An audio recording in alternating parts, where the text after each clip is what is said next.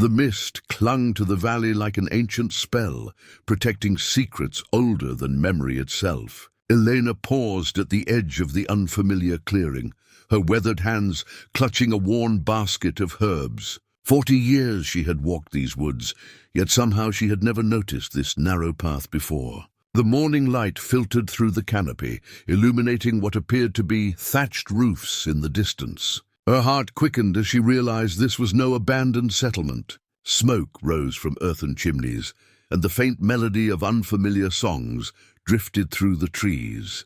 A village, hidden, thriving, untouched by the modern world beyond the mountain range. What ancient wisdom could have kept an entire community concealed from the outside world for generations? What truth awaited that would forever alter the course of her simple life? Elena stood frozen at the edge of the clearing, her fingers tightening around the worn basket handle. The village shouldn't exist, not here, not after she'd walked these woods for 4 decades. Yet there it was, nestled in a valley she could have sworn wasn't there yesterday. She crouched behind a moss-covered boulder, setting her basket down on the damp earth. The structures before her defied everything she knew about buildings. Homes seemed to grow from the landscape rather than impose upon it. Walls curved with the natural contours of the land. Roofs blended with hillsides, and in some cases, living trees formed structural supports, their branches gracefully arcing to create natural awnings. The people moved with unhurried purpose. Their clothing, hand-woven in rich earthy colors, hung in simple, practical lines. No plastic, no metal clasps, nothing manufactured. Elena narrowed her eyes, studying their faces. They appeared neither impoverished nor primitive, but rather content. Children laughed as they carried water in small wooden buckets, the sound pure and unrestrained. A small girl with dark braids stopped suddenly, looking directly toward Elena's hiding place. Instead of fear, her expression showed only curious interest. Elena ducked lower, heart hammering. She shouldn't be here, spying like a thief. Our boundaries usually turn away those who aren't meant to find us, a voice said from behind her. Elena startled, losing her balance and tumbling backward. Standing over her was an elderly woman, her silver hair falling loose over shoulders, draped in a shawl of deep indigo. Around her neck hung various small objects, polished stones, carved wood, what appeared to be animal teeth, all strung on a leather cord. Despite her advanced age, she stood straight, her eyes clear and sharp. I'm sorry, Elena stammered, scrambling to her feet. I didn't mean to intrude. I was gathering herbs and somehow I've never seen this path before. The woman tilted her head, studying Elena with unnerving intensity. I am Amara. The stones led you here then? She gestured to a row of standing stones Elena hadn't noticed before, each carved with swirling symbols that seemed to shift when viewed directly. Stones don't lead people anywhere, Elena said, finding her voice. I must have taken a wrong turn. Amara's smile deepened the web of wrinkles around her eyes.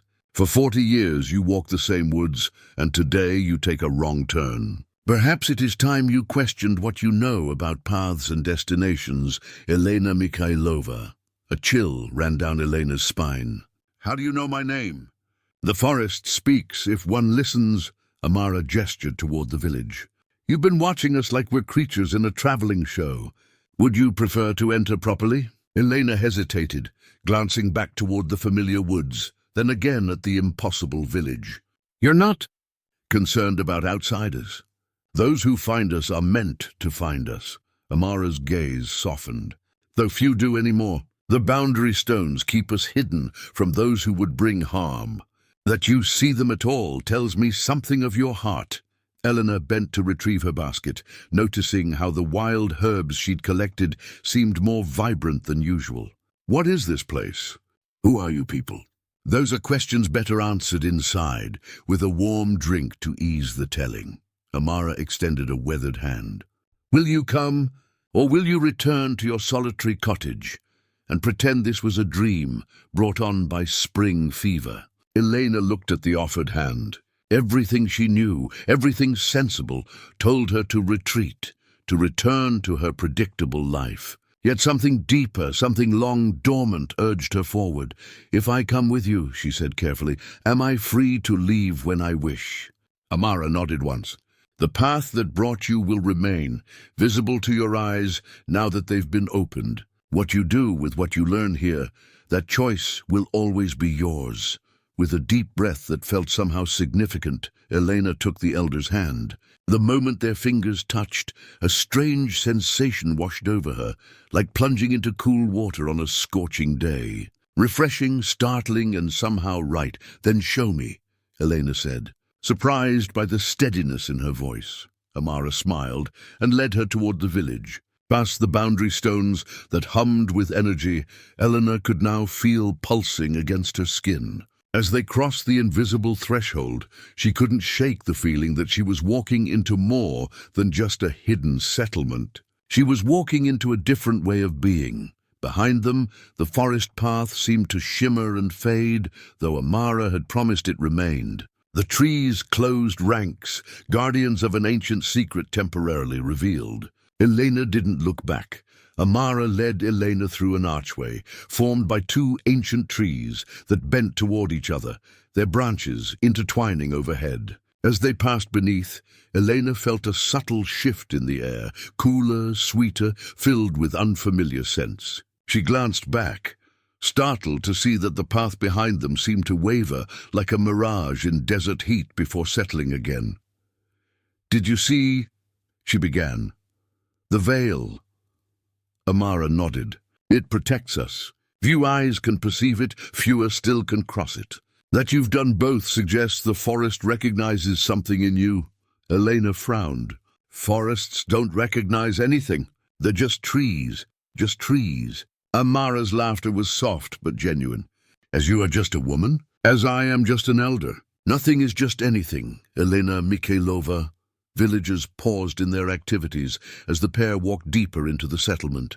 Their gazes were curious but not hostile, some nodding respectfully to Amara while studying Elena with open interest. Children were less reserved, running alongside them for a few steps before being gently called back by parents.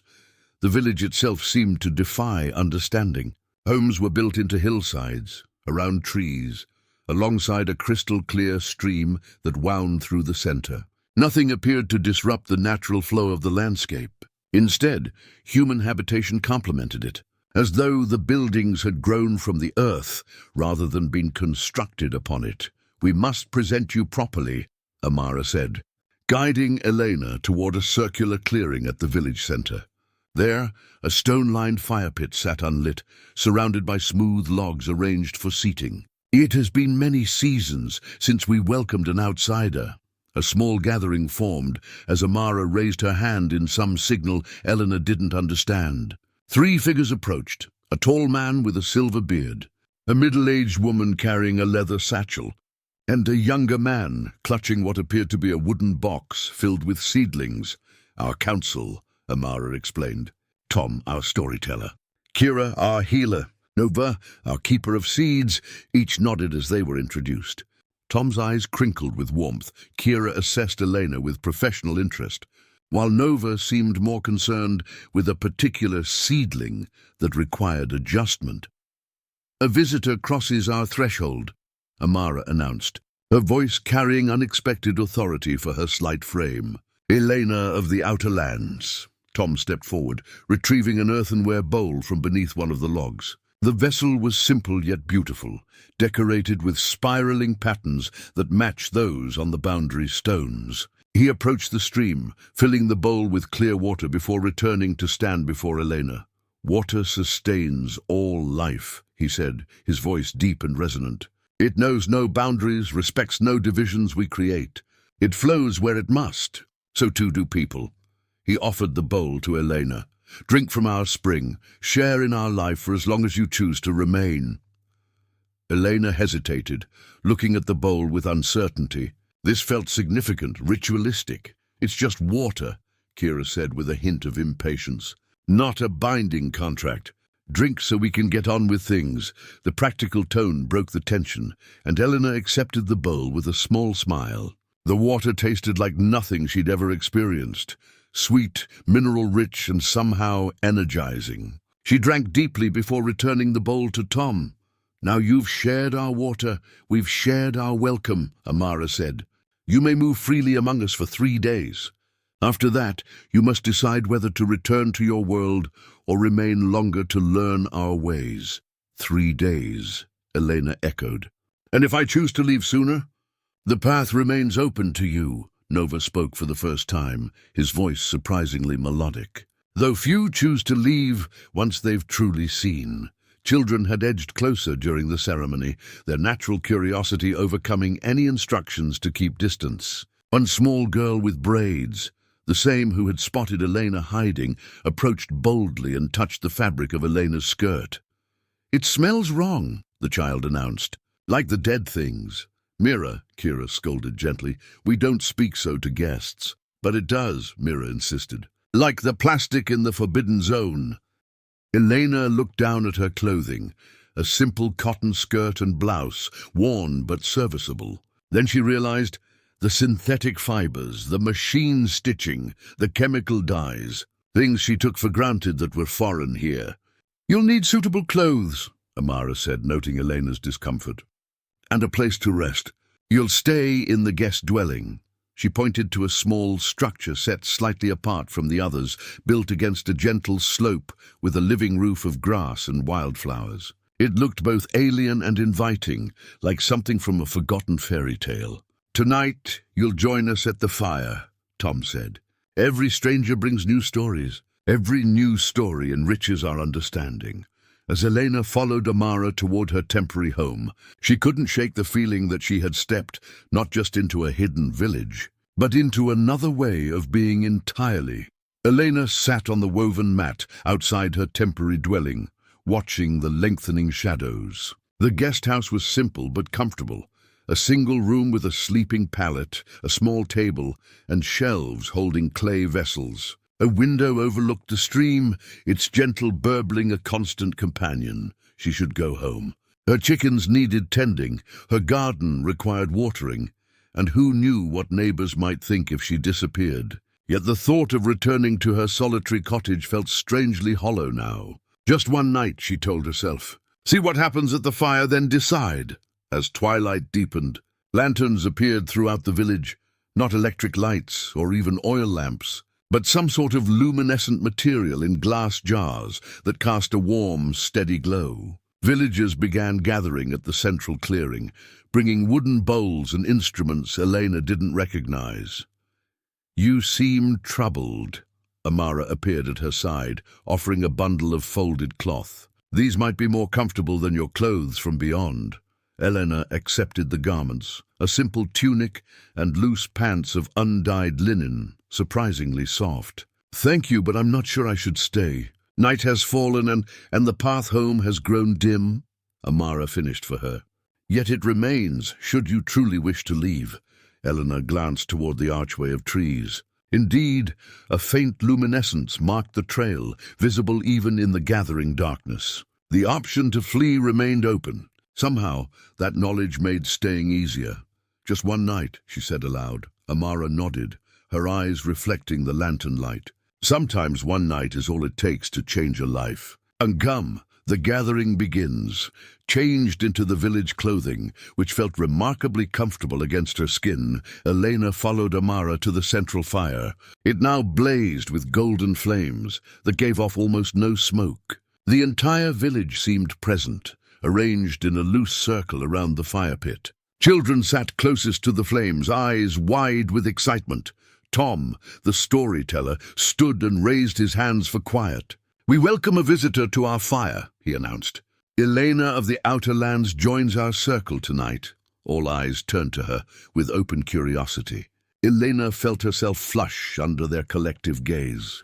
"It is our tradition," Tom continued, "that on a visitor's first night, we share the tale of finding, how our people came to this protected valley and why we remain." He began a story about ancestors who fled destruction, seeking harmony with the natural world rather than dominion over it. His voice had a mesmerizing quality that made the tale come alive. Elena found herself leaning forward, absorbed in the narrative of people who chose a different path than the one her world had taken. As the story ended, musicians began to play instruments crafted from gourds, wood, and animal hides. The melodies were unlike any Elena had heard, neither simple nor primitive, but complex arrangements that seemed to mimic natural sounds: rainfall, wind through leaves, birdsong. Wooden bowls circulated containing a stew rich with unfamiliar herbs and vegetables. Elena tasted cautiously, then with growing appreciation. The flavors were vibrant, uncomplicated, yet somehow more intense than anything from her garden. As the evening progressed, Elena found herself joining in a simple dance led by the children. The steps were easy to follow, a circular pattern that mimicked the flowing stream. Laughing and slightly breathless, she caught Amara watching her with approval. Later, when the fire had burned low and parents had carried sleepy children to bed, Elena made her way back to the guest dwelling. Exhaustion swept over her as she settled onto the sleeping pallet. The events of the day seemed dreamlike already. Had she really discovered an entire village hidden in woods she thought she knew completely? Sleep claimed her quickly, pulling her into vivid dreams. In them, she moved through the village not as a visitor, but as a member, her hands stained with plant dyes, her voice joining in songs she somehow knew the words to. She saw herself decades younger, yet somehow still herself, belonging to this place as if born to it. Elena woke with a start, early dawn light filtering through the window. Above her head, something moved gently in the morning breeze. A circular object hung from the ceiling rafters, an intricate web of willow twigs, feathers, and colored threads arranged in a pattern that seemed to pull the eye inward. A dream catcher, Amara said from the doorway, making Elena jump. Though we call it by another name, it doesn't just catch bad dreams, as some believe. It reveals what the heart already knows, but the mind refuses to see. Elena sat up, running fingers through her tangled hair. I had strange dreams. Not strange, Amara corrected gently. True, there is a difference. She entered, carrying a steaming cup that smelled of mint and something deeper, earthier. Drink this. Then we begin. Begin what? Elena asked, accepting the cup. Amara's smile was enigmatic. Your second day, of course. The day you start to truly see. You have knowledge of plants, Kira stated rather than asked, as she led Elena along a narrow path behind the healer's dwelling. It wasn't a compliment, but a simple observation made while studying Elena's calloused hands. Some, Elena admitted. Enough to treat basic ailments. Feverfew for headaches, willow bark for pain, comfrey for wounds, Kira nodded, her movements quick and efficient as she gathered supplies into a woven basket. Good foundations. Limited applications. The healer's garden was unlike any Elena had seen. Plants grew not in tidy rows, but in seemingly chaotic arrangements that somehow felt intentional. Tall stalks provided shade for ground-hugging herbs, flowering vines climbed sturdy medicinal shrubs, and aromatic plants bordered the entire space. You plant them together, Elena noted. I always kept mine separate to prevent cross-pollination. Everything seeks balance, Kira replied, cutting a sprig of something that looked like rosemary but smelled of citrus. Alone, each plant struggles. Together, they protect and strengthen one another. She glanced at Elena, much like people. Elena thought of her solitary cottage, her days spent working alone since her husband's death 15 years ago. Balance wasn't a word she would use to describe her existence. This one, Kira continued, pointing to a familiar plant. You know as echinacea, yes? For immune strengthening? Elena nodded. I dry the root for winter teas. A good use, but limited. Kira knelt, carefully harvesting not just the roots, but leaves and flowers as well. When combined with these companions and prepared under the waning moon, it becomes something more. A medicine that doesn't just strengthen the body, but reconnects it to its own healing wisdom. Elena frowned. The moon phase affects potency. Everything is connected, Kira said simply. Denying those connections doesn't eliminate them. She handed Elena a small bundle of freshly gathered herbs, plants Elena recognized but had never seen used together. "These are for the child with fever. Come, you'll see what I mean." They walked to a dwelling near the stream, where a worried mother sat beside a flushed child of perhaps 4 years. The boy's breathing was labored, his small chest rising and falling with visible effort. "Respiratory infection," Elena whispered. Recognizing the symptoms. "An imbalance," Kira corrected, kneeling beside the child. "One we can help correct." What followed was unlike any healing practice Elena had witnessed. Kira prepared a simple tea from part of the herb bundle, then created a poultice from the remainder. But it was what happened next that truly surprised Elena. 3 other villagers entered, forming a circle around the sick child. They began a low, rhythmic humming that somehow made the air feel charged. Kira administered her remedies within this circle of sound, her movements deliberate and focused. "Join us," Kira instructed Elena, indicating an empty space in the circle. "Your energy adds to ours." Feeling self-conscious but unwilling to refuse, Elena completed the circle. The humming vibrated through her chest, strangely comforting. She found herself matching the tone naturally, as if her body recognized the sound, even if her mind did not. Within minutes, the child's breathing eased. Within an hour, his fever broke. By midday, he was sitting up, weak but alert, sipping broth his relieved mother had prepared. "In your world, what would have been done for him?" Kira asked as they left the family to rest. Elena considered. "Antibiotics, probably. A trip to the clinic in the next town. And how long would recovery take?" "Days, at least.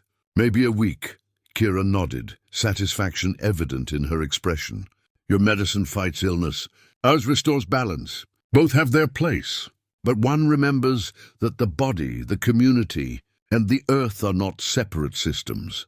Back at Kira's dwelling, the healer presented Elena with a small bundle of herbs, tied with thread dyed a deep blue. "Your knowledge is good," she said, "but limited by what you've been taught to see. These plants grow near your cottage, though you may have overlooked them. They'll help with your joint pain," Elena started. "How did you know about that?" "Your movements tell the story. The way you favor your right side when you think no one is watching." Kira's expression softened slightly. "Pain doesn't have to be a constant companion, Elena." Looking at the bundle of familiar and unfamiliar plants, Elena felt a strange mix of skepticism and hope. "Will you teach me how to prepare these properly?"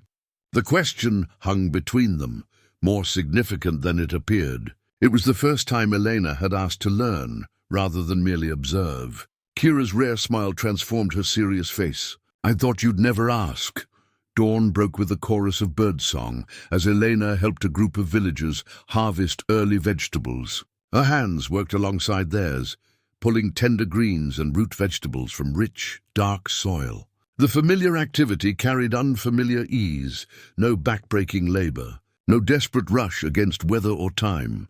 "You work as if fighting the earth," observed an older man named Soren as he watched Elena attack a row of carrots.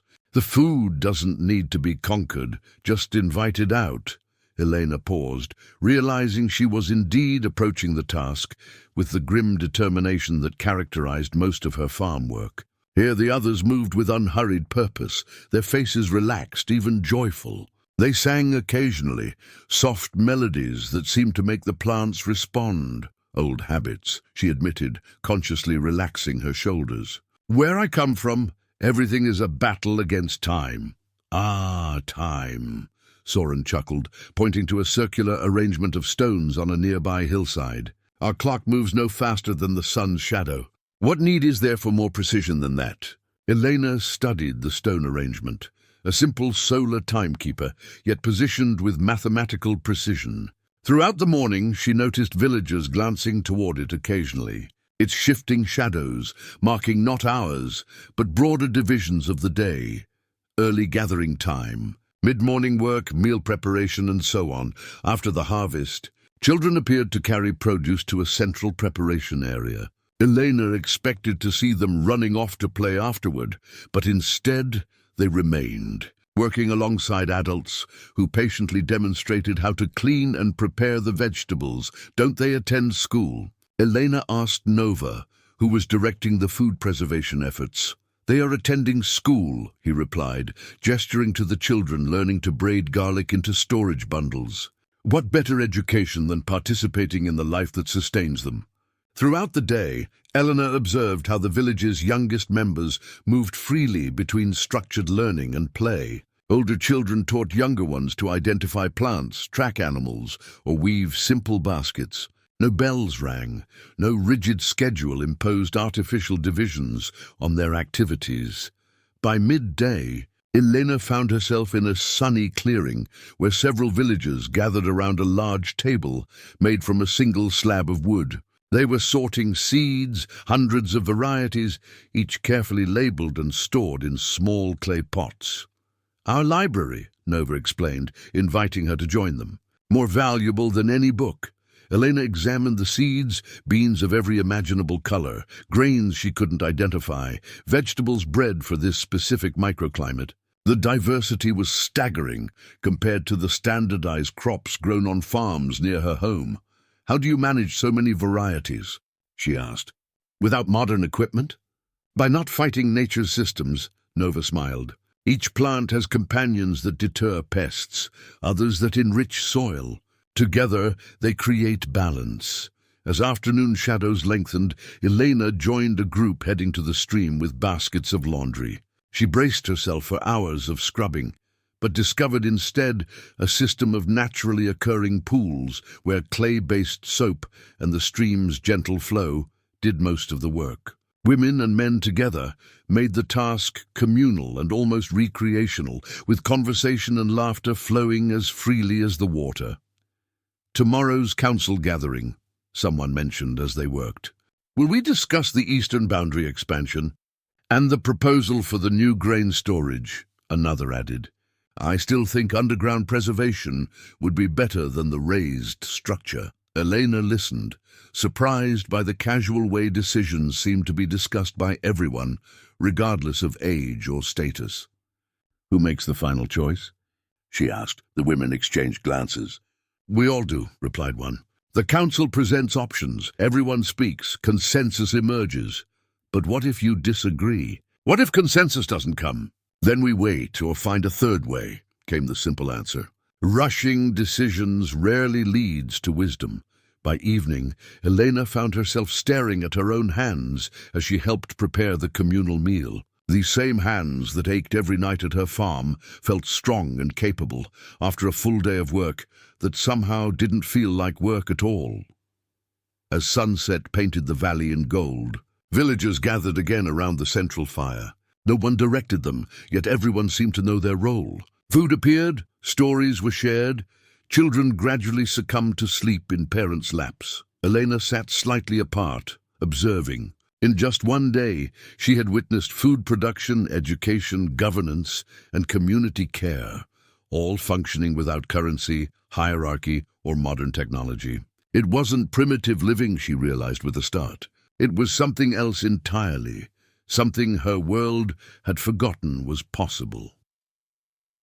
"Your thoughts are loud," Amara said, settling beside her on the log. "Has your second day answered questions or created more?" "Both," Elena admitted. "I keep wondering what we've sacrificed for our version of progress." Amara's gaze followed the smoke spiraling upward from the fire. "Perhaps the better question is, what might be reclaimed?" The storyteller's dwelling stood apart from others, nestled against a rocky outcropping that amplified sound in curious ways. Elena approached cautiously, drawn by Tom's invitation, yet uncertain what to expect. The door, a hanging tapestry of woven reeds, parted at her touch. Inside, afternoon light filtered through cleverly positioned crystals, casting rainbow patterns across walls lined with shelves. Not books as she might have expected, but countless small objects, carved figures, unusual stones, feathers, dried plants, and items she couldn't identify. Tom sat cross-legged on a woven mat, arranging smooth river stones in a pattern before him. Each stone bore painted symbols in faded colors, some resembling animals, others abstract designs that seemed almost like writing. "Memory stones," he explained without looking up. "Our histories aren't trapped in paper and ink. but carried in these. His weathered hands moved with practiced precision, arranging the stones in what appeared to be a specific sequence. "You remember everything through objects?" Elena asked, settling onto a cushion across from him. "Objects hold energy. Energy holds memory." Tom's silver-streaked beard caught the prismed light as he nodded toward the stones. "These were painted by my teacher's teacher. Each symbol unlocks a thread of our story." He selected a stone, painted with a spiral pattern that reminded Elena of the boundary markers. "You wonder how we came to be here, yes? Why we choose to live apart from your world?" Elena nodded, watching as he placed the spiral stone at the center of his arrangement. "We were not always separate," Tom began, his voice taking on a rhythmic quality that seemed to make the air itself attentive. 3 generations passed. Our ancestors lived in what you would call civilization. They were scientists, teachers, healers, farmers, people who saw the destructive path humanity was taking. He placed another stone, this one bearing the image of flames. Some tried to warn others. They spoke of climate collapse, of poisoned water and dying species. Few listened. Many mocked. Some threatened. More stones joined the pattern, one showing human figures, another depicting mountains. A small group decided to seek another way. Led by our first elder, a woman who had studied both modern science and indigenous wisdom, they journeyed to find a place where a different path could be forged. They found this valley, hidden by natural features, protected by old energies they had the wisdom to recognize. Elena leaned forward, absorbed in the unfolding story illustrated by the growing pattern of stones. "They were not running away," Tom emphasized, placing a stone with a bridge symbol. "They were preserving knowledge, creating refuge, demonstrating possibility. The vision was not isolation forever, but sanctuary until healing could begin." "Healing of what?" Elena asked. "Of humanity's relationship with the living world." Tom's eyes, bright despite his age, held hers. "Our founders understood that technology itself was not the problem. The problem was forgetting our place in the web of life, believing ourselves separate from and superior to the systems that sustain us." He selected a black stone unmarked by any symbol. 23 years after founding our community, something happened beyond our boundaries. Something our instruments detected but could not fully explain. "What kind of instruments?" Elena interrupted, confused by the mention of technology in this seemingly primitive setting. Tom smiled faintly. "We are not what you think we are, Elena, but that is another story, for another time." He returned to his tale. "This event made the outside world more dangerous. The Council decided to strengthen our boundaries, to become more selective about who could find us. The pattern of stones now formed a complex mandala." Tom placed the final one, painted with a simple eye symbol at the outer edge. "Our isolation was never meant to be permanent. The first elder spoke of bridge people who would one day find us. Those with one foot in each world, who could help forge new connections when the time was right." He looked up, studying Elena's face. "People much like you." Elena shifted uncomfortably. "I'm no bridge. I'm just a woman who took a wrong turn in the woods." "Are you certain?" Tom gathered his memory stones, returning them to a carved wooden box. "Our boundaries don't fail by accident. The forest doesn't reveal its secrets to just anyone. Why would I be chosen for something like that? I'm nobody important. Importance is rarely what we think it is." Tom closed the box with reverence. "The quietest voice sometimes carries the most crucial message." As Elena left the storyteller's dwelling, the sun was setting, painting the valley in amber light. The village preparations for evening continued around her, but her mind remained with the story and its implications. Not a primitive community living in the past, but a deliberate experiment looking toward the future. Not random discovery, but perhaps something more intentional. And her role in it all? That question followed her into the twilight, persistent as her own shadow. Dawn had barely broken when Elena packed her few belongings. 3 days had nearly passed, the time Amara had mentioned for making a decision. But Elena needed no more time. She needed to leave, to process everything she'd seen and heard away from this place that challenged everything she thought she knew. Her chickens would be hungry. Her garden would need tending. Rational concerns for a rational world. Her world. Not this dreamlike existence where boundaries blurred between past and future. Technology and nature. She slipped out before anyone could notice, retracing her steps to the arched trees that marked the entrance. The path beyond should lead back to familiar woods, back to her ordinary life. She stepped through the archway confidently and found herself facing an unfamiliar meadow. Frowning, Elena turned back, looking for landmarks. She must have taken a wrong turn. She re-entered the village boundary, oriented herself carefully, and tried again. The same meadow greeted her, not her forest path. A third attempt. A fourth. Each time, different unfamiliar terrain beyond the arch, never the path that had brought her here. Panic rose in her chest, a fluttering bird seeking escape. The forest knows when hearts are ready to leave. Amara's voice came from behind her. Elena whirled, anger flaring. You said I could leave whenever I wished. You promised the path would remain. I spoke truth, Amara replied calmly. The path remains, but it seems it doesn't open to you yet. That's imprisonment. Elena's voice rose sharply. Several villagers paused in their morning activities, watching with concerned expressions. You can't keep me here against my will. Amara's weathered face showed no reaction to the accusation. No one keeps you, Elena Mikhailova. The boundary is not of our making or our control. Then whose control is it? Elena demanded, hands shaking. More mystical nonsense about forests knowing hearts? You mock what you don't understand, Amara said quietly. It changes nothing. Elena pulled out her pocket watch, her father's timepiece, one of the few possessions she truly valued.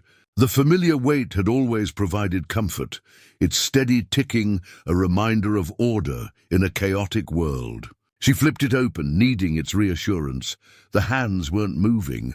She shook it, held it to her ear. Silence. At some point since her arrival, the watch had stopped, as if time itself operated differently here. Something in Elena broke. The weight of strangeness, of disconnection from everything familiar, crashed over her. She sank to her knees, the useless watch clutched in her fist. My life is there, she whispered, not to Amara but to herself. Images flashed through her mind. Her small cottage, the carefully tended garden, the path to the village where she sold her herbs and vegetables. Simple, predictable, safe, and utterly lonely. The truth of it hit her with physical force. When was the last time someone had waited for her return? When had anyone truly needed her, not just her herbs or vegetables? Her husband, 15 years dead. No children. Neighbors who nodded politely but kept their distance from the strange widow who talked to her plants. You fear being trapped here, Amara said gently, but were you not already trapped there? Elena looked up, tears blurring her vision. That was my choice, was it? Or was it simply the path of least resistance? A small crowd had gathered, keeping a respectful distance, but clearly concerned. Elena recognized faces now. Kira with her practical healing wisdom. Nova and his reverence for growing things. Children who had shown her their games.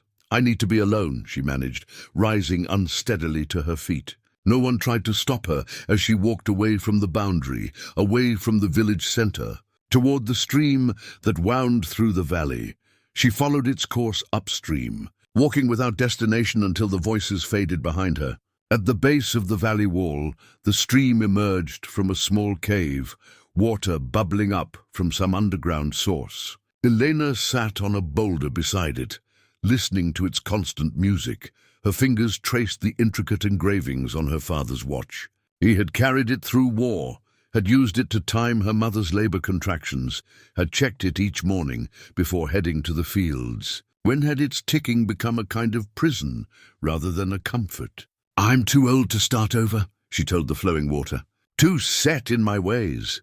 The stream continued its ancient song, indifferent to human concerns about age and change. It had carved this valley over millennia, patient and persistent. What were her few decades compared to that steady transformation? As the sun climbed higher, Elena remained by the stream, caught between worlds. Behind her, a village that challenged everything she thought she knew. Ahead, a life suddenly revealed as emptier than she'd allowed herself to admit, and no watch to tell her which way time was leading.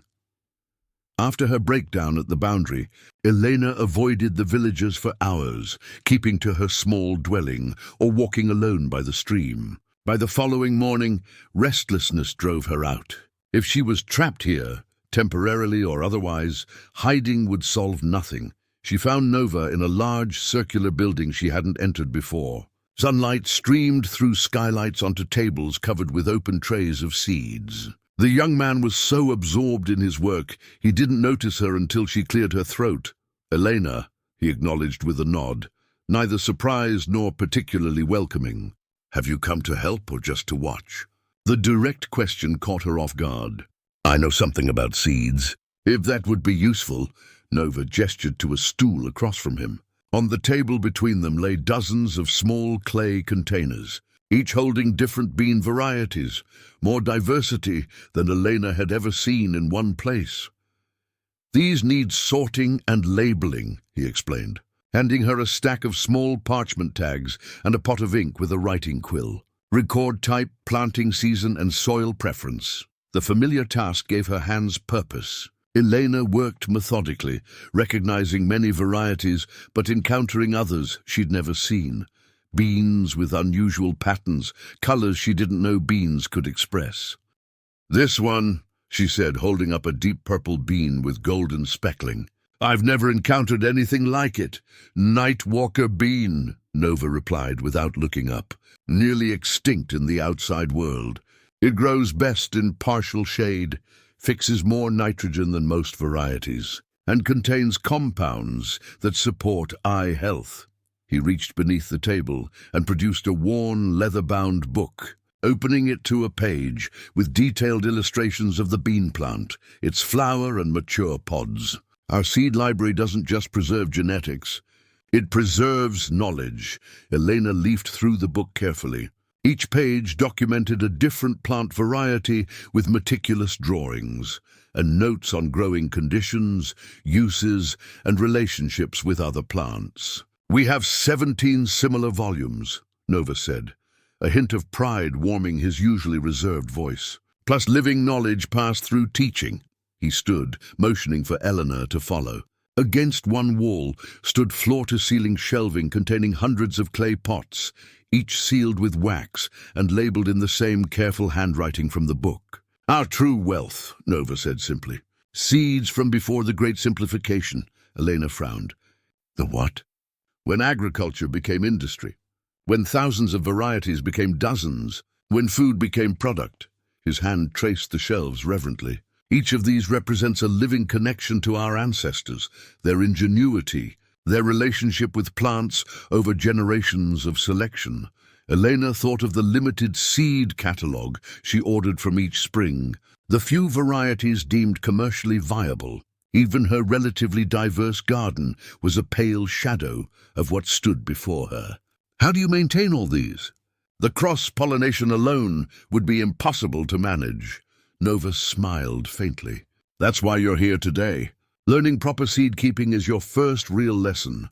Throughout the morning, Elena worked alongside Nova, absorbing his quiet instructions on isolation distances, population minimums for genetic diversity, hand pollination techniques, and storage methods that could preserve viability for decades. By midday, she found herself genuinely engaged, asking questions and offering her own knowledge of plant breeding from years of practical experience. For his part, Nova proved to be less reserved when discussing his passion, his words flowing more freely with each shared insight. "These seeds," Elena said during a break, "they're not just food sources, are they?" "Not to you." Nova considered her question with characteristic thoughtfulness. "Their memory, their possibility, their relationship." He selected a jar containing what looked like ordinary wheat. "This variety can withstand drought conditions that would kill modern wheat. It was developed over centuries by farmers who paid attention, who bred plants not for uniformity, but resilience." He replaced the jar carefully. "In your world, how many corporations control the global seed supply?" Elena shrugged. 4 or 5 major ones, I suppose. 3, Nova corrected. 3 entities controlling the foundation of human survival. He shook his head.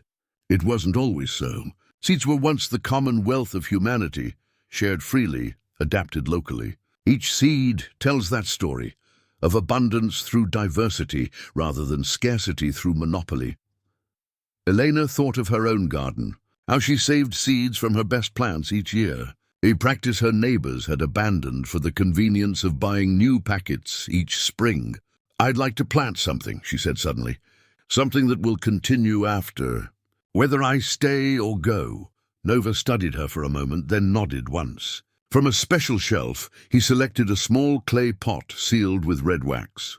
"Sunrise squash, thought extinct until we found 3 viable seeds in an abandoned farmhouse collection. We've regenerated the population, but it remains rare."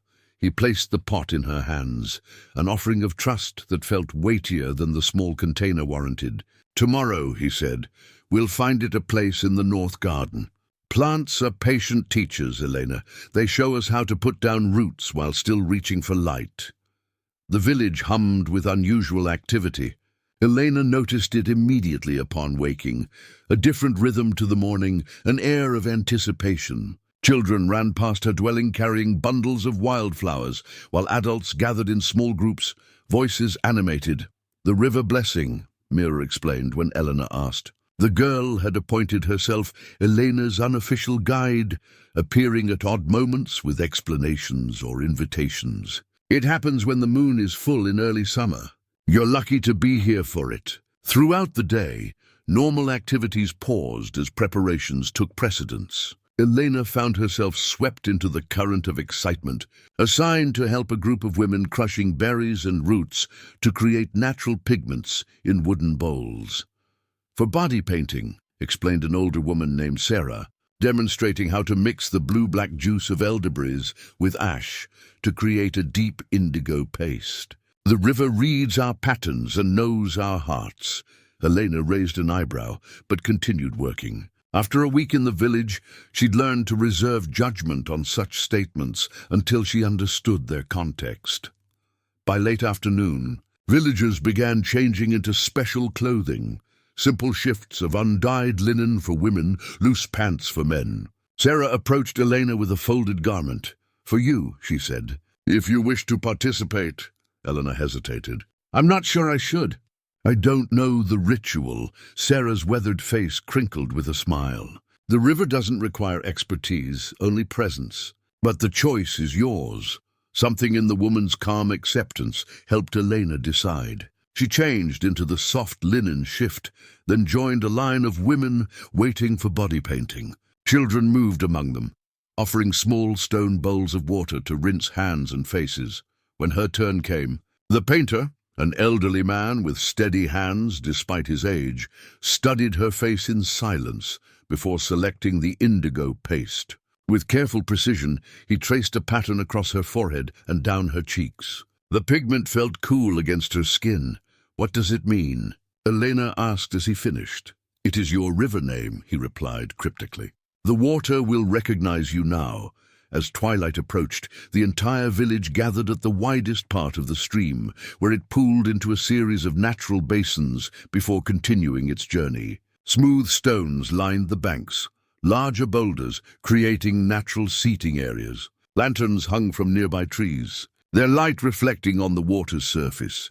Tom, the storyteller, began with a recounting of the river's importance, how it brought life to the valley, how it carried away what was no longer needed, how it connected this place to all others through the endless cycle of water.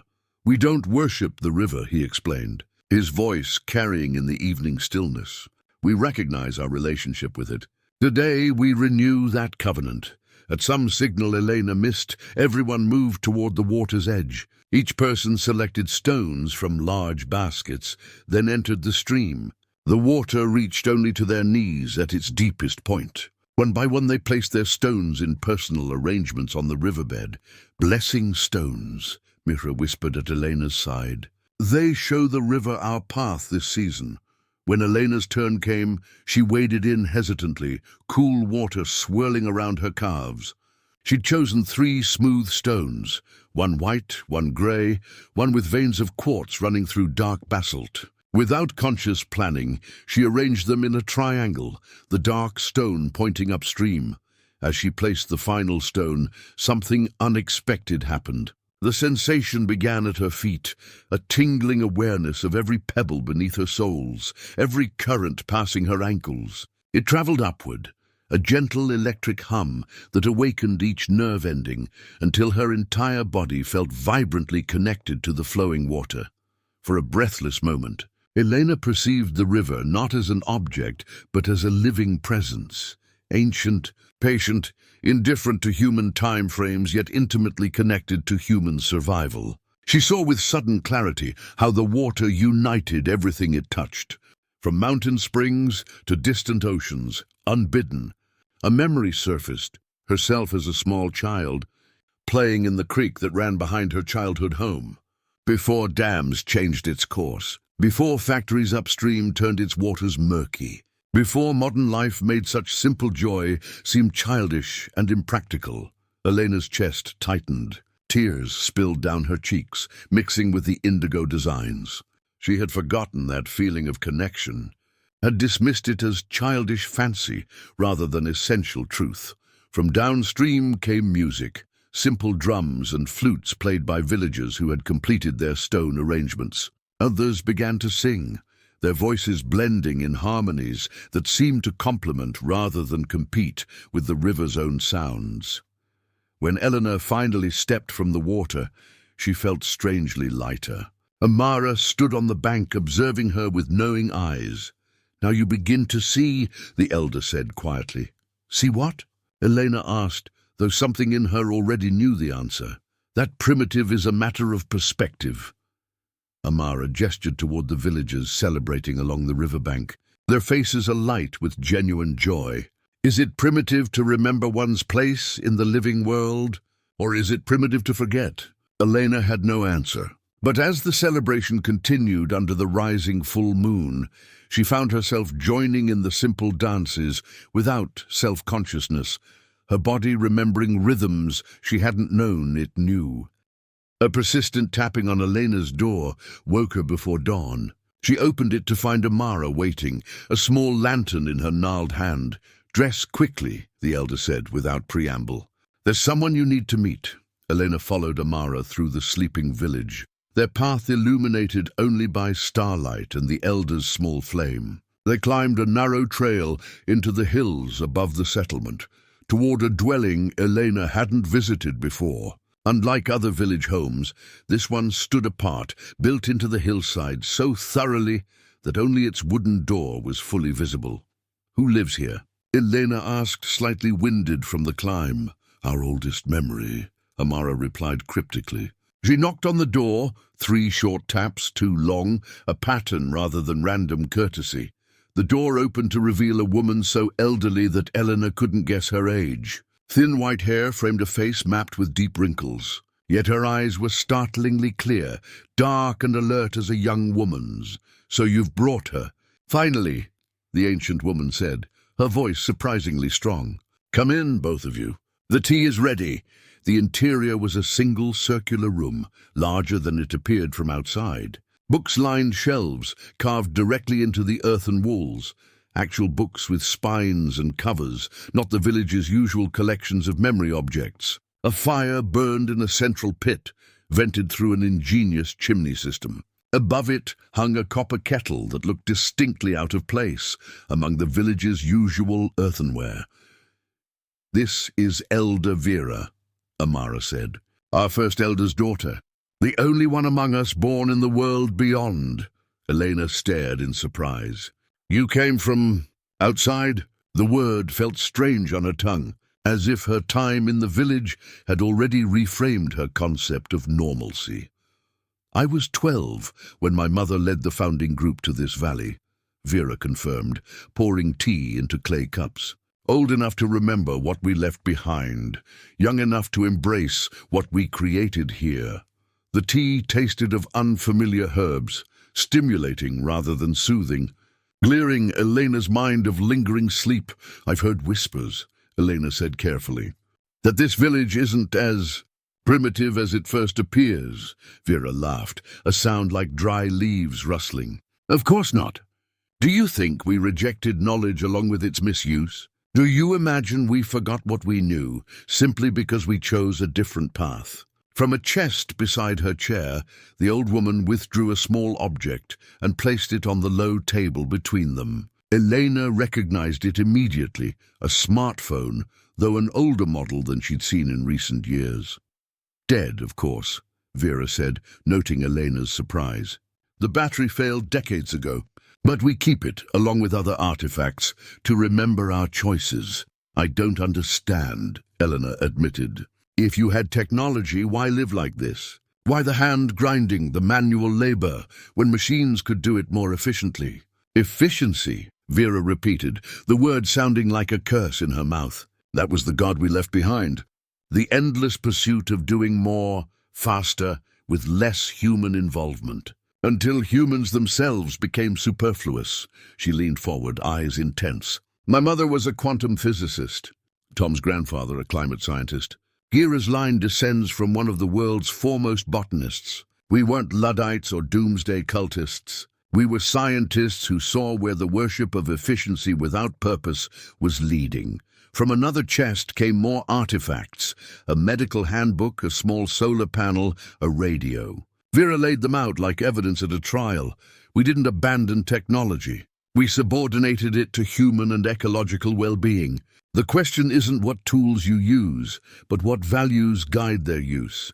Elena's mind reeled. The village wasn't a primitive community, but a deliberate experiment. People who chose simplicity, not from ignorance, but from a surfeit of knowledge. How long ago? She asked. When did you come here? 73 years, Vera said. Though the isolation intensified after the boundary event, 23 years later. What boundary event? Vera and Amara exchanged glances. Perhaps that's enough history for today, Amara suggested. No, Vera countered. She needs to understand the stakes. The ancient woman rose with surprising grace and crossed to a bookshelf, retrieving a leather-bound journal. My mother's record of our founding and the years that followed. She handed the book to Elena, who opened it with reverent care. Inside, precise handwriting chronicled the formation of the community, the careful selection of members with diverse knowledge, the years of preparation, the journey to find suitable location. We came here to preserve something precious, Vera said. Not just seeds and knowledge, but a way of being human that honors our place in the living world. We watched as your society continued down its path of disconnection. We maintained our observations. We waited. For what? Elena asked, though something in her already suspected the answer. For the bridges to form naturally, Vera said simply. For people like you, Elena Mikhailova. People who could still see both worlds clearly enough to help heal the rift between them. Dawn light now filtered through small windows set high in the earthen walls. Vera looked tired, the force of memory taxing her ancient strength. Remember, she said, as Amara helped Elena gather the cups, we chose this path. Whatever you decide, that truth remains the most important. Humans can choose differently than they have. The path isn't fixed unless we believe it to be. Elena noticed them first. 3 children slipping away from the communal breakfast, faces alight with mischievous intent. They carried small packs and moved with the exaggerated stealth of those unaccustomed to genuine secrecy. Something in their furtive manner triggered Elena's curiosity. She waited a few moments before following, maintaining a discreet distance. The children, 2 boys and a girl, none older than 10, headed toward the eastern ridge, an area Elena had noticed villagers generally avoided. Their path grew steeper as they climbed through increasingly dense vegetation. We shouldn't go much farther, one boy whispered loudly enough for Elena to hear. Remember what happened to Kren when the monitors caught him. We won't trigger anything if we stay below the marker stones, the girl replied with the confidence of self-appointed leadership. Besides, I want to see if the lights are back, Elena frowned. Monitors, lights! These were not terms she expected from children raised in this seemingly primitive community. The trio stopped at a line of upright stones similar to the boundary markers, though these were unmarked by symbols. The girl produced a small object from her pocket, a polished crystal that caught the morning sunlight, scattering rainbow patterns on the ground. "Look," she whispered, holding the crystal toward the ridge. "You can see the field when the light hits it right." Elena narrowed her eyes, focusing where the child pointed. For a moment she saw nothing unusual. Then as sunlight refracted through the crystal, a faint shimmer appeared, a nearly transparent curtain of energy spanning the ridgeline. "What are you children doing here?" a stern voice demanded. All four of them jumped, Elena as guiltily as the children. Nova stood on the path behind them, his usually placid expression hardened into rare anger. "You know this area is forbidden," he continued, addressing the children. "Return to the village immediately. The council will discuss your punishment." The children scattered downhill, leaving Elena alone with Nova. His gaze, when it turned to her, held disappointment rather than anger. "You two should know better," he said quietly. "There are reasons some places remain unvisited." "What is it?" Elena asked, gesturing toward the ridge where she'd seen the energy field. "What are you hiding up there?" Nova hesitated, conflict evident in his expression. Finally he sighed. "Perhaps it's time you knew. Follow me." Instead of turning back, he led her upward past the marker stones to a concealed path that curved around the ridge. They emerged at a small clearing containing what appeared to be an ordinary boulder, until Nova pressed his palm against a specific spot. A section of stone slid aside, revealing a metal door. "After you," he said. The interior was nothing Elena could have imagined. Soft light activated automatically as they entered what appeared to be a monitoring station. Screens displayed data streams, topographical maps, and measurement readings. A central console hummed quietly, powered by some unseen source. "What is this place?" Elena whispered, running her fingers over surfaces too smooth and uniform to be handcrafted. "Observation post," Nova replied. "One of 6 positioned around our valley."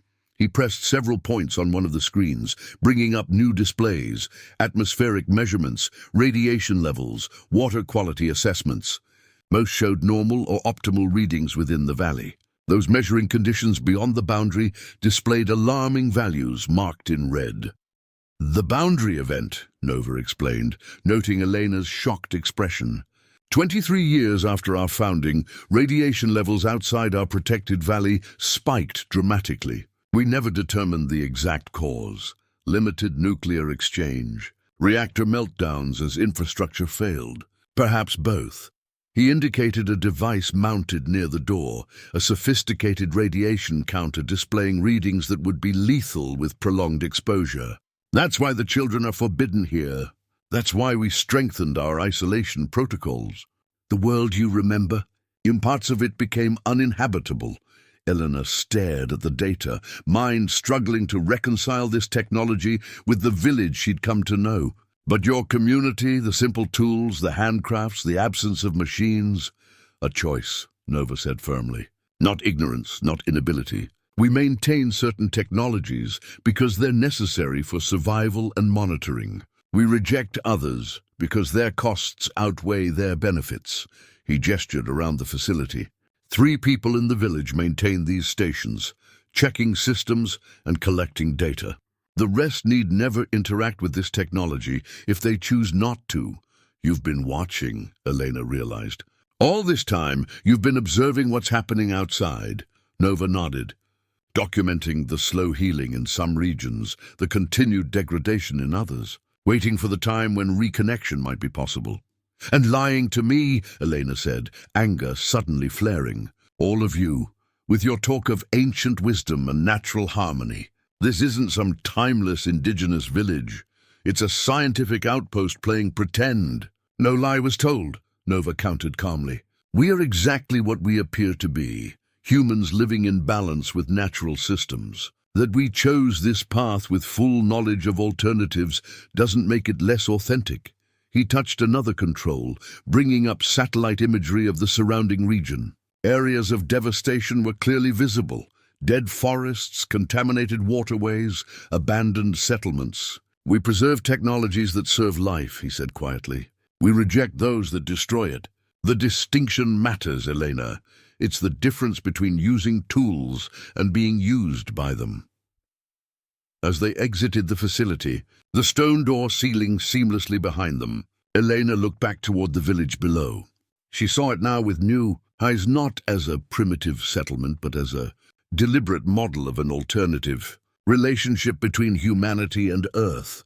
The council will want to speak with you, Nova said as they descended. Now that you've seen this truth, Elena nodded, still processing the revelation. The village wasn't going backward in time. It was moving forward along a different path entirely. The council gathered in the ceremonial circle. Amara, Tom, Kira, Nova, and two others Elena hadn't met formally. Their faces were solemn as Elena approached, guided by Mira, who had been sent to fetch her. You've seen beyond the veil, Amara began without preamble. Few visitors are granted such knowledge. Few visitors are lied to about the nature of this place, Elena countered, her voice steadier than her emotions. You let me believe you were some ancient tribe when you're nothing of the sort. Tom leaned forward. Did we ever claim ancient lineage? Did we ever say our ways weren't chosen deliberately? Elena opened her mouth to argue, then closed it. They hadn't, she realized. She had made assumptions based on appearances, and they had simply allowed those assumptions to stand. The path home has reappeared, Amara said, changing the subject with characteristic directness. This morning the boundary stones showed the way clear. You may return to your world if you wish. The news hit Elena with unexpected force. After days of feeling trapped, freedom should have brought relief. Instead, she felt a complicated tangle of emotions she couldn't immediately sort through. Or, Kira added, you may stay longer. Learn more. The choice must be yours. From a wooden chest, Amara withdrew two objects, simple ceramic bowls, one white, one earth brown. She placed them on the ground before Elena. Our tradition when the forest opens a path, the elder explained. 2 bowls, 2 choices. Take up the white bowl if you choose to return now to your former life. Take the brown if you choose to remain longer among us. What if I stay but want to leave later? Elena asked. The path appears when it's needed, Amara replied. Not always when it's wanted. Elena stared at the bowls, the simplicity of the physical choice belying the complexity of what it represented. Her cottage would be standing empty, her garden untended. Her few animals might have broken free or been taken in by neighbors. Her absence would have been noted, yet the thought of returning to that solitary existence, especially now knowing what alternatives existed, filled her with a heaviness she couldn't ignore. If I go back, she said slowly, what will I remember of this place? The council members exchanged glances. Everything, Tom answered. We don't alter memories or perceptions. What you've experienced is yours to keep, to share, or to hold silent as you choose. And if I speak of you, if I tell others of this valley, some will believe you, Nova said. Most won't. Those who need to find us eventually will, with or without your guidance. Elena thought of her small vegetable garden, the herbs she grew for her own use and to sell at the local market. She thought of her quiet evenings alone, the empty chair across from hers at the table, the conversations held only in her own mind for too many years. Then she thought of the village's seed library, the wisdom of integrated growing systems, the healing techniques Kira had begun to teach her. Knowledge that could benefit not just herself, but others, if she could find a way to translate it to the world beyond. I have responsibilities, she said finally. Animals that depend on me. Neighbors who, while not close, would worry, Kira nodded. Responsibilities matter. They speak to character. But I'm not finished learning here, Elena continued. There's too much I don't yet understand. About your community, about growing methods, about healing practices I've only begun to glimpse. She reached out, her hand hovering between the 2 bowls. If I choose to stay longer, can I help determine when it's time for me to return? The forest knows, Amara began. No, Elena interrupted firmly. I need a clearer answer than mystical sayings about what the forest knows. I need some agency in this decision. Surprisingly, Amara smiled. Good, you're learning to question rather than simply accept. The honest answer is this: we don't control the boundary. We never have. But those who are clear in their intentions usually find the path appears when their need is greatest. With a deep breath, Elena picked up the brown bowl, feeling its weight and texture in her palms. I choose to stay for now, to learn what I can and bring useful knowledge back to my community when the time is right. A subtle tension Elena hadn't fully registered seemed to leave the circle. The council members nodded, satisfaction evident in their expressions. The sunrise squash you planted with Nova has sprouted, Tom observed. Perhaps you should remain at least until harvest. At minimum, Elena agreed, surprised to find herself smiling. The decision once made felt right in a way she hadn't expected. Amara rose, officially concluding the council gathering. Your place here shifts now, she told Elena, no longer visitor but not yet fully of us. There is a word in our old language for this state, thresholder, one who stands between worlds, with vision into both. As the council dispersed, Elena remained seated, the brown bowl still cradled in her hands. Thresholder, the word resonated with something deep inside her, an identity she hadn't known she'd been seeking. The angle needs to be more precise, Elena explained, adjusting the handcrafted wooden gutter system. Water follows the path of least resistance, so even a slight deviation can change where it flows. A group of villagers watched attentively as she demonstrated the irrigation technique she'd developed.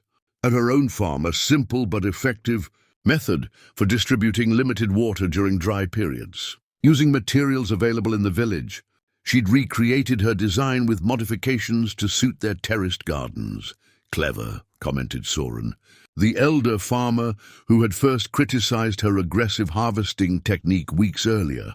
Now his eyes showed respect as he examined her work. We've used similar principles for the dwelling roofs, but not thought to apply them to gardens this way. In the 3 weeks since choosing to stay, Elena had found her place shifting exactly as Amara had predicted. No longer treated as an outsider, not quite integrated as a full community member, she occupied a unique position that allowed her to both learn and teach. Each day brought new exchanges. Elena shared practical knowledge from her years of subsistence farming, techniques for extending growing seasons, methods for predicting weather changes, approaches to managing pests without chemicals. In return, villagers taught her their specialized wisdom, integrated growing systems that maximized yield while minimizing labor, preservation methods that maintained nutritional value, breeding selections that prioritized resilience over uniformity. You have knowledge worth preserving. Kira had told her during a healing session where Elena demonstrated her method for setting bone fractures, a skill she'd developed through necessity after breaking her arm with no one to help. That afternoon, Elena found herself in a circular stone building she hadn't entered before. Unlike the monitoring station in the Forbidden Zone, this structure made no attempt to hide its technological nature. Crystalline panels lined the walls, glowing with soft blue light. At the center stood what appeared to be a large quartz formation, though its perfectly geometric shape suggested artificial creation. Our memory crystal, Nova explained, noting her fascination. Where we preserve knowledge too valuable to trust to oral tradition alone, yet too complex for simple documentation. He placed his palm against one facet of the crystal. The blue light intensified briefly, and an image appeared in the air above it, a detailed, three-dimensional rendering of plant cellular structures, rotating slowly to show all aspects. It stores information, Elena asked, approaching cautiously. And interrelates it, Nova confirmed. Questions asked here receive answers drawn from our collective knowledge, enhanced by analysis impossible for a single mind. Elena stared at the softly glowing crystal. This is advanced technology. Why keep it when you've rejected so much else? We haven't rejected technology, Nova corrected. We've subordinated it to human and ecological welfare.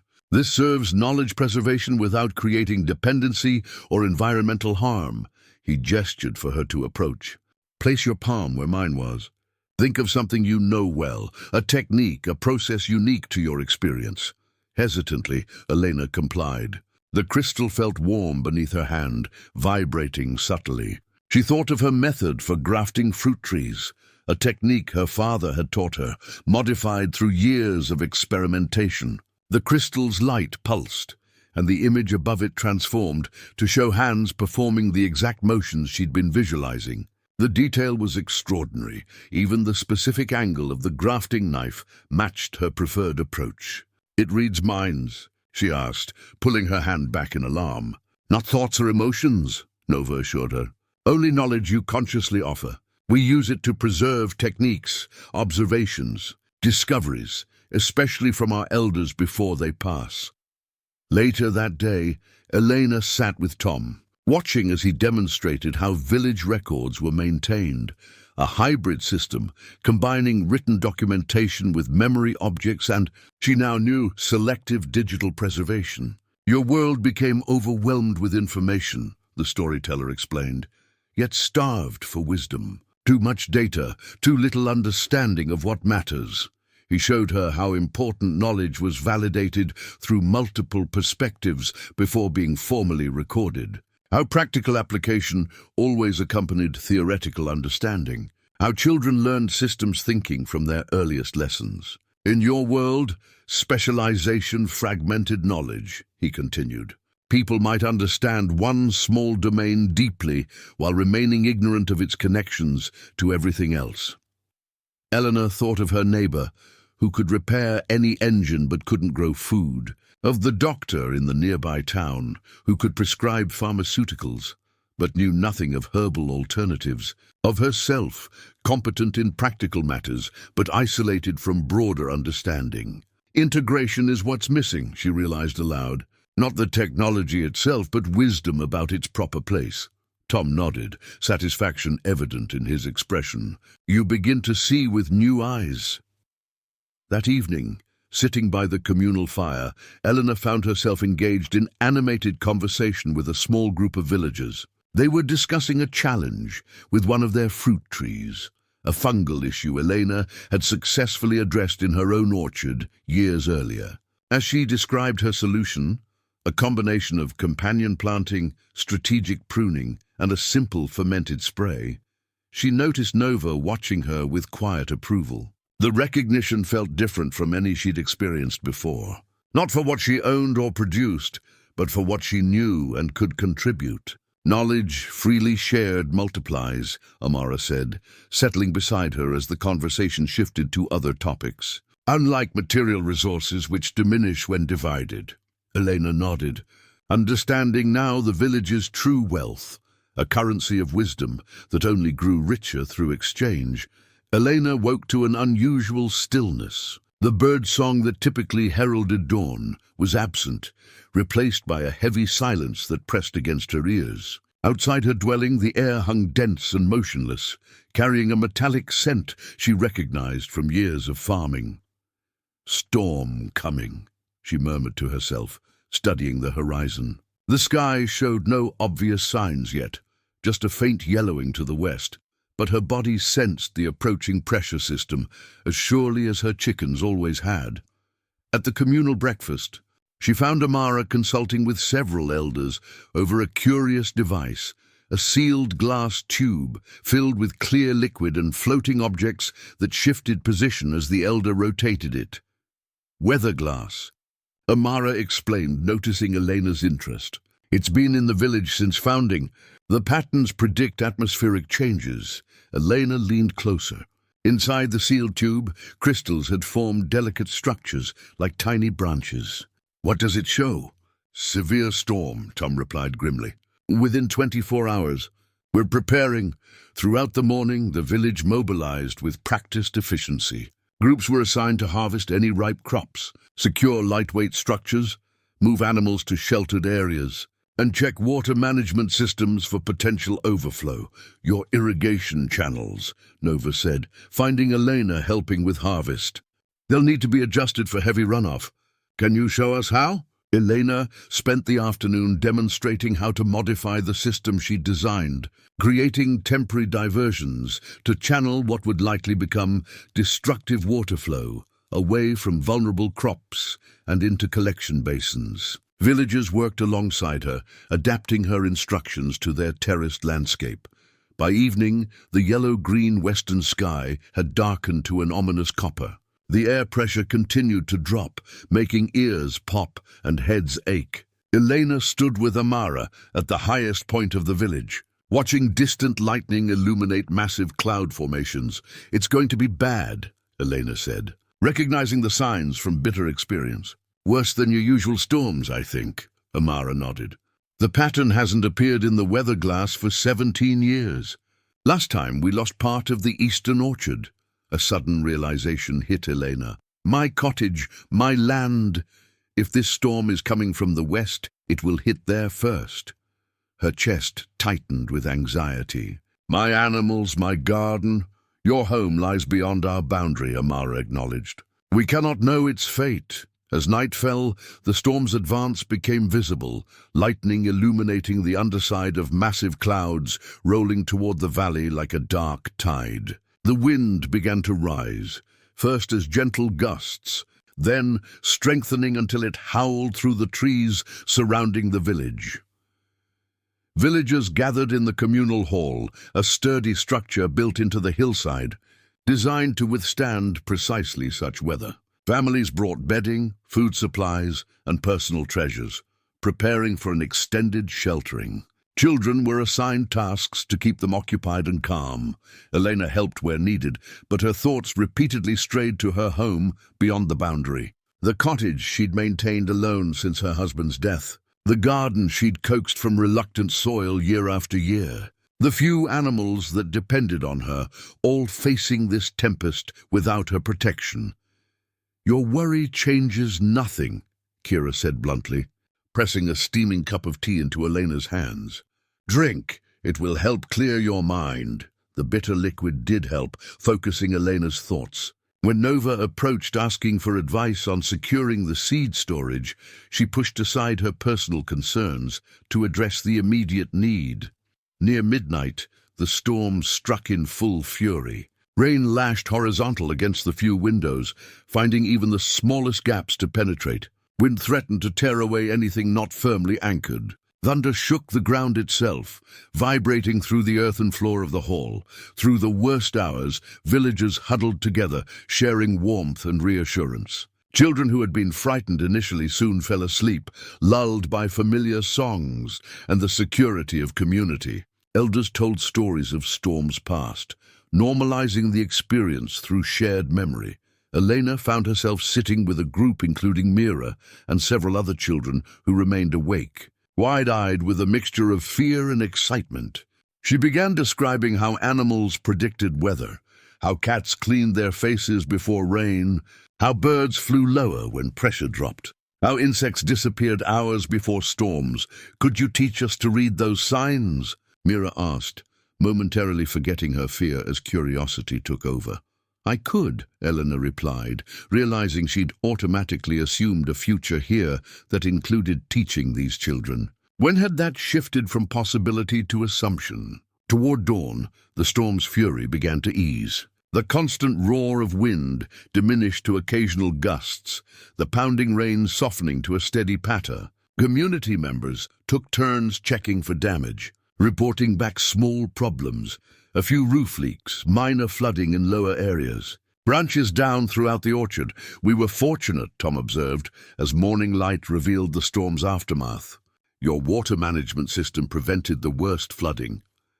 Elena nodded, but her gaze remained fixed on the western ridge, beyond which lay her own land. The impulse to check on her property grew stronger with each passing hour. Not just concern for physical structures, but a sudden acute awareness of unfinished business there, a life interrupted rather than concluded. "I need to go back," she said quietly to Amara as they surveyed a damaged section of garden.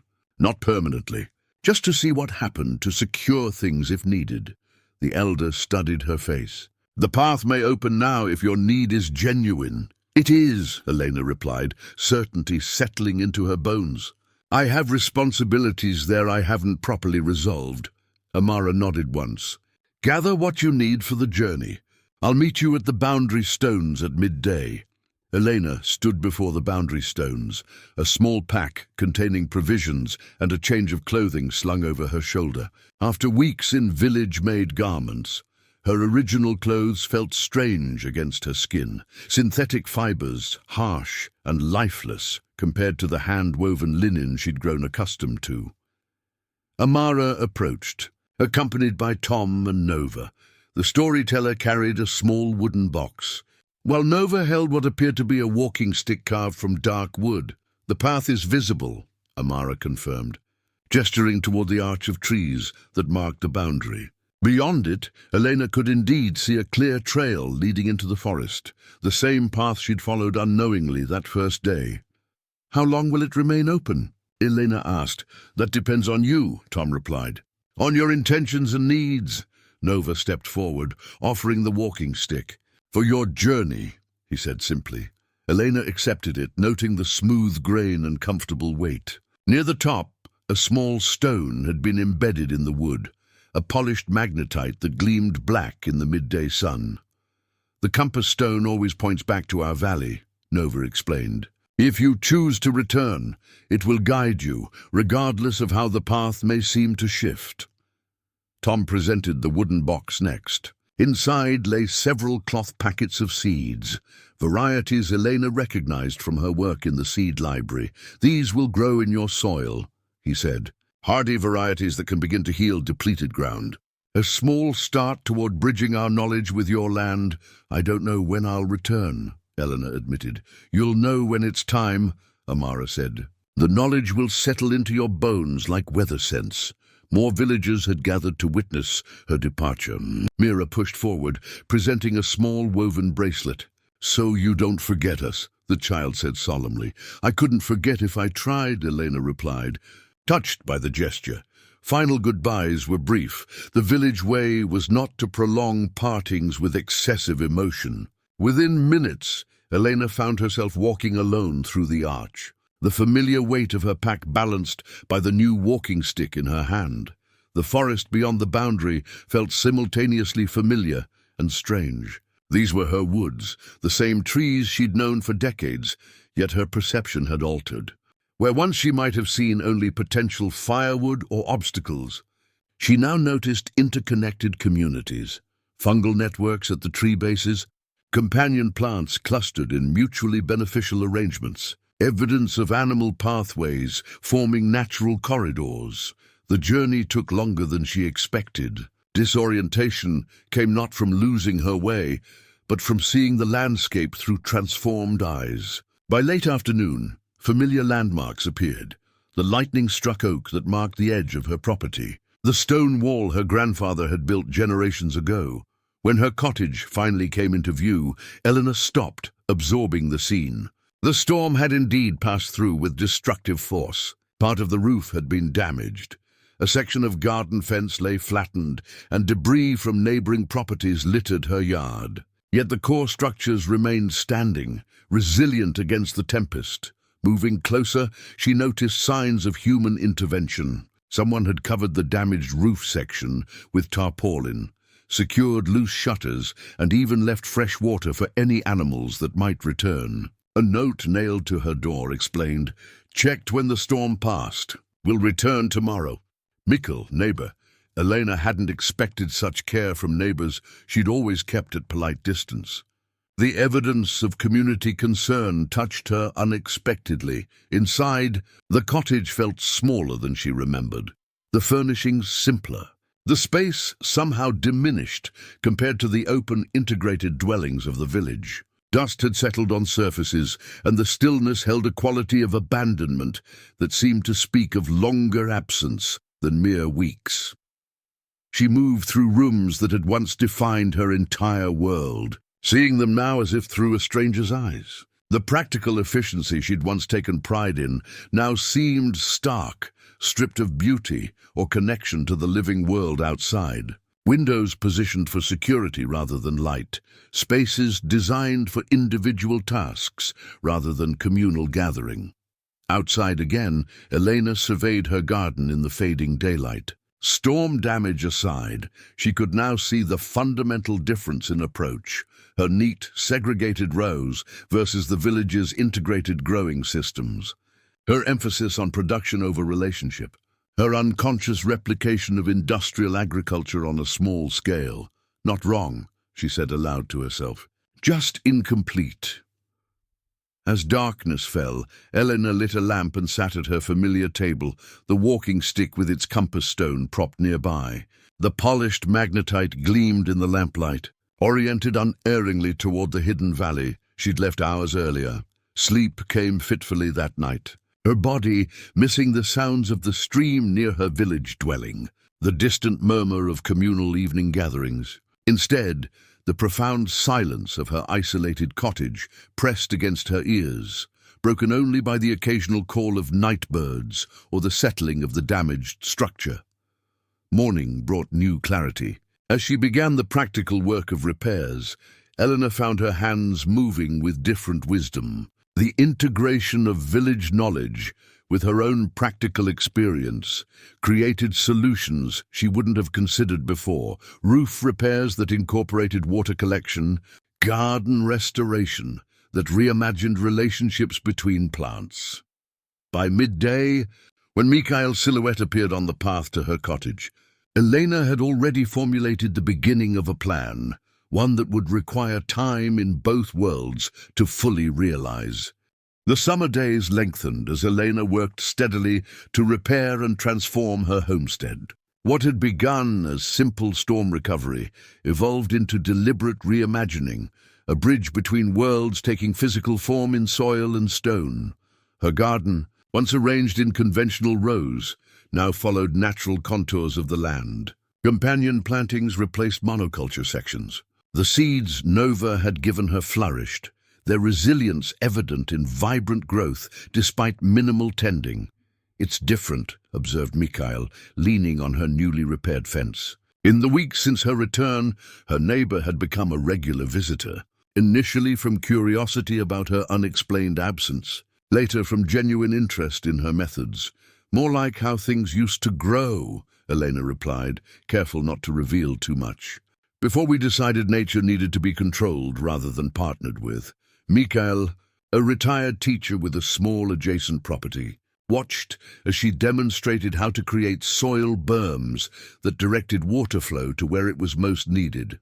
"Where did you learn this?" he asked, not for the first time. Elena smiled enigmatically. "I took a journey, met some people who remember old ways." She had developed this partial explanation for the growing number of neighbors who stopped by, drawn by visible changes to her land. The damaged roof now incorporated rainwater collection, flowing into a gravity-fed irrigation system. Solar food dehydrators, based on village designs, processed her harvest without electricity. Her communal outdoor kitchen space had replaced her solitary indoor setup. "You should show the Petersons," Mikhail suggested. Their well nearly went dry during that drought 2 summers ago. This water system would help them. The request highlighted Elena's ongoing internal conflict. Each day brought clearer understanding of her potential role, not to keep village wisdom secret, but to translate it appropriately to outside needs. Yet questions remained about how much to share. With whom and how quickly? Late one evening, as fireflies blinked in the dusk around her garden, Elena unrolled a large sheet of parchment-like paper she'd created using village techniques. On it, she sketched plans for what she had begun to think of as a halfway place, a demonstration site where compatible outsiders might experience aspects of village wisdom without threatening the community's security. Her cottage and land would become that interface, a place where interested neighbors could learn integrated growing techniques, basic energy independence methods, and community-building practices without needing to know the full truth of the hidden valley. The next morning brought Anna Peterson and her daughter Sarah, tentatively accepting Elena's invitation to learn water conservation techniques. By afternoon, they were joined by two more neighbors Elena had rarely spoken with before. The small group worked together to install a simple grey water system for the Petersons' laundry runoff. "We could do this at the community garden by the old schoolhouse," suggested Walter, the elderly postmaster who had surprised everyone with his knowledge of pipe fitting. "Town water bills keep rising." This makes sense. Elena studied the impromptu community that had formed in her yard. People who had lived near each other for years, but rarely collaborated, now united in purposeful work. It was a small echo of the village's integrated approach, emerging naturally once the right conditions were created. As summer waned, Elena's homestead became an informal gathering place. Neighbors brought excess produce to trade, stayed to learn new preservation techniques, and gradually formed connections beyond mere proximity. Children who once played video games indoors now helped tend the expanding garden system. Fascinated by the insect communities and natural processes Elena taught them to observe. "You've changed," Mikhail noted one evening as a small group lingered after completing a rainwater barrel installation. "There's a certainty to you now, a purpose." Elena nodded, acknowledging the truth in his observation. "I found something I thought was lost, a different way of being human." Yet despite the growing satisfaction of her work, Elena felt increasing pull toward the hidden valley. The compass stone in her walking stick remained fixed in its orientation, a constant reminder of the community beyond the boundary. She wondered about the sunrise squash she'd planted with Nova, about Mira's progress with medicinal herbs, about seasonal rituals she'd yet to witness. Most evenings found her at her table, refining plans for what she had begun to call the Bridge Project in her journals. Detailed drawings showed how her land could evolve into a demonstration site where village wisdom could be translated for outside application, a physical manifestation of her thresholder role. One night, working late by lamplight, Elena sensed rather than heard a presence outside her window. Setting down her pen, she moved silently to the door and stepped out into the moonlit yard. At the garden's edge stood a familiar figure, Amara. As impossible as her appearance seemed, the boundary thins in both directions for those who understand its nature, the elder said, answering Elena's unspoken question. "I come to see what bridge you build."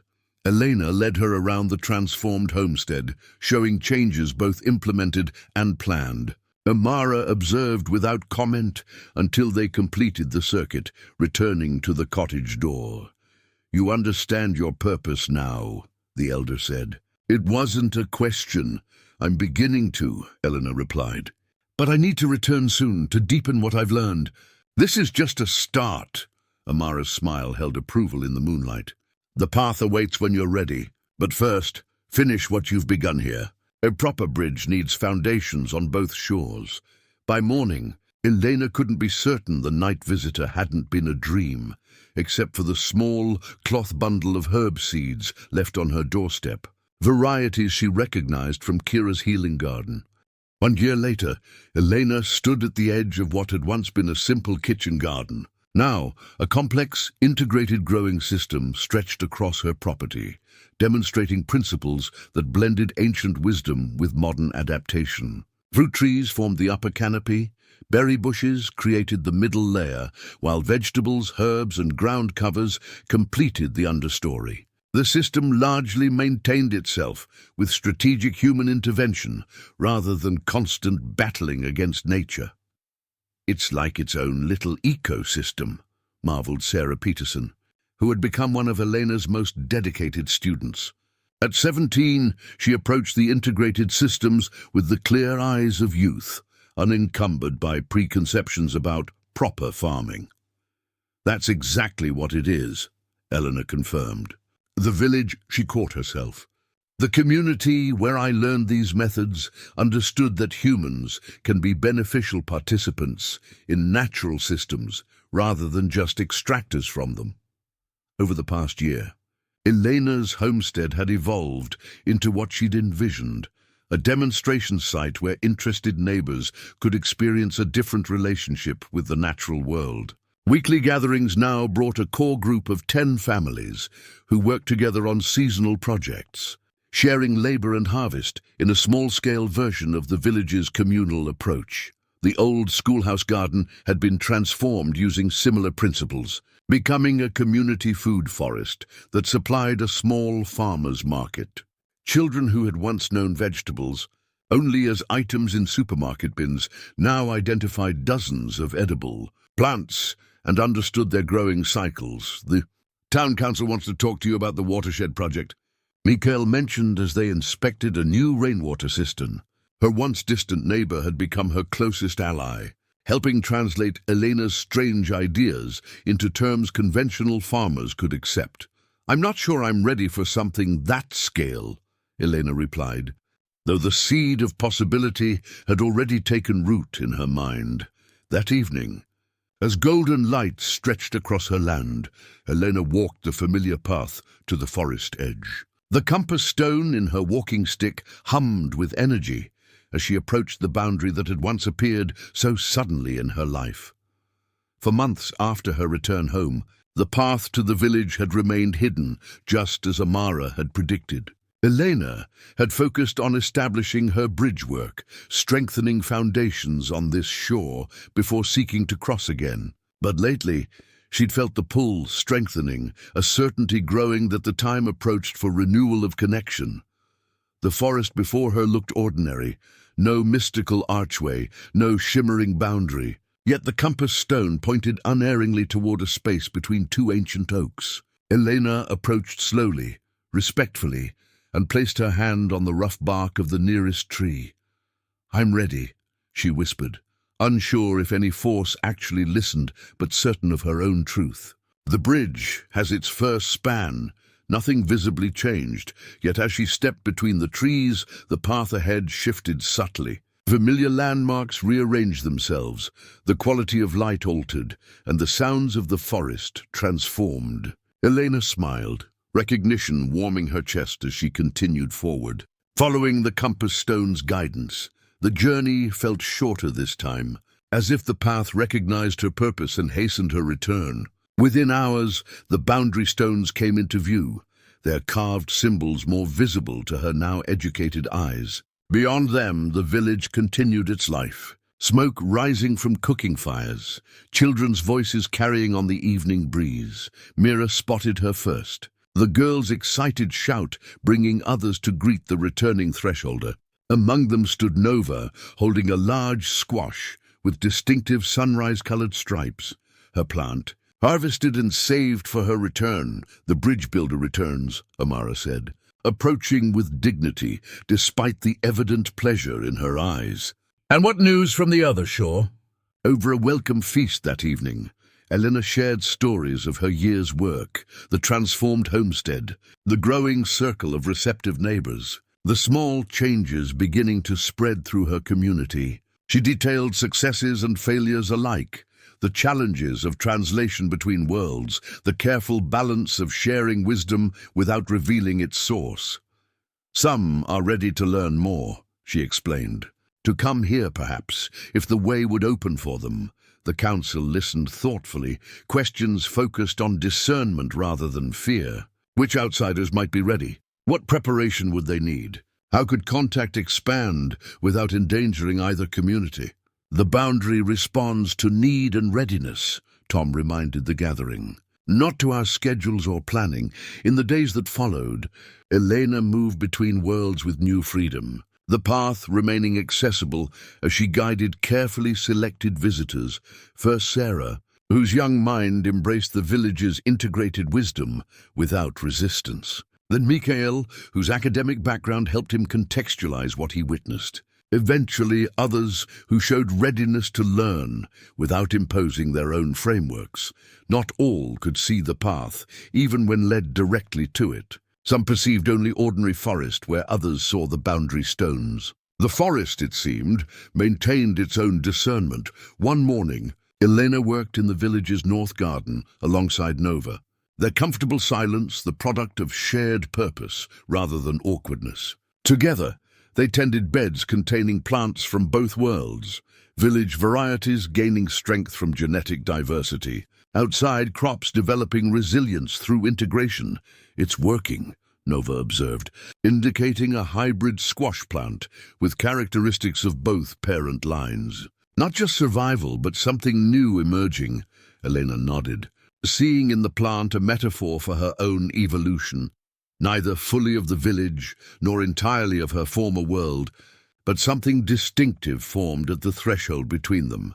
The first elder spoke of bridges when no one could imagine their necessity, Amara said, joining them in the garden. You've made real what existed only in possibility. Elena looked across the valley toward the boundary, then back to the thriving garden, where worlds merged in soil and seed. The bridge goes both ways, she said simply, and it's only just begun.